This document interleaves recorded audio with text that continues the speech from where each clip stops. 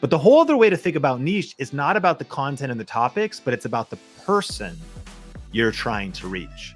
The niche is the audience. You got to just press record. I feel like you would probably say that I need to niche down, but then I heard you say, don't focus on another channel. And I just have so many things I want to do. So what's going right now? And are you happy with the results, dissatisfied with the results? Because I do so many different things, each video will shoot different. So I guess that's what I can expect. I'm all over the place, and so is everything else. And so is your question on how to get focused, or just general advice on YouTube if you should niche down, or what I would do if I was you? Yeah. Here's one thing that doesn't get talked about enough. And actually a video I would recommend watching is we just posted a clip from Vanessa Lau, who spoke at our conference, Growth Video Live. By the way, we have our conference coming up. If you haven't heard about it, growthvideolive.com. It's virtual. That's in the end of August.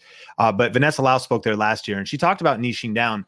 One of the mistakes people make is they think that the niche only means something like Daniel fast. Like this channel is only about Daniel fasts. You know what I mean? Like that's, and in my opinion, that's actually sort of a big topic, but that's almost too niche. I mean, a certain type of cooking and eating healthy vegan is probably like vegan living is probably, but like Daniel fast would be like too specific. But the whole other way to think about niche is not about the content and the topics, but it's about the person you're trying to reach. The niche is the audience. So my summary is, who are you talking to? That's your niche. You're a dynamic person. Your faith is important to you. Gardening is important to you. Living sustainably, maybe not harming the earth. All of these different things are important to you.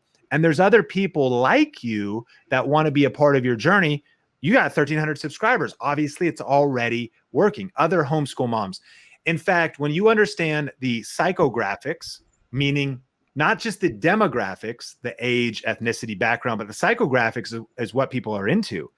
As a homeschool mother, and I'm going to stereotype here a little bit, but stereotypes are actually good in this context, because stereotypes usually show us a cluster of behaviors. Of course, people break those rules that help us understand psychographics. Hopefully this is an encouragement that I actually believe you're much more on the right track than you may think. Your niche does not need to be the specific videos. Your niche needs to be the most likely woman you are talking to. And what is she interested in? What does she want to click on? And the truth, I would probably argue then, is, let's think about this. She probably wouldn't click on a video that was 10 character traits of the billionaire Elon Musk. Well, that was easy. We just cut off that video. She probably wouldn't click on how to raise your Jeep and install Mickey Thompson Super Swamper Bogger tires on your Jeep. Because that's, so like if you started 2 hours of Minecraft game streaming, she's probably not clicking on that either. So there's actually a ton of clarity in regards to what she won't click on. What I would do is I would also then, of course, success leaves clues, make part twos. So it is interesting that prepping in this case definitely attracted some audience. Now that makes sense because maybe, especially during the pandemic, September 2020, people were interested in aspects of that. So you might want to double down on that. Furthermore, it looks like maybe even you did some stimulus prepping. And so I would look through here and potentially steer your content.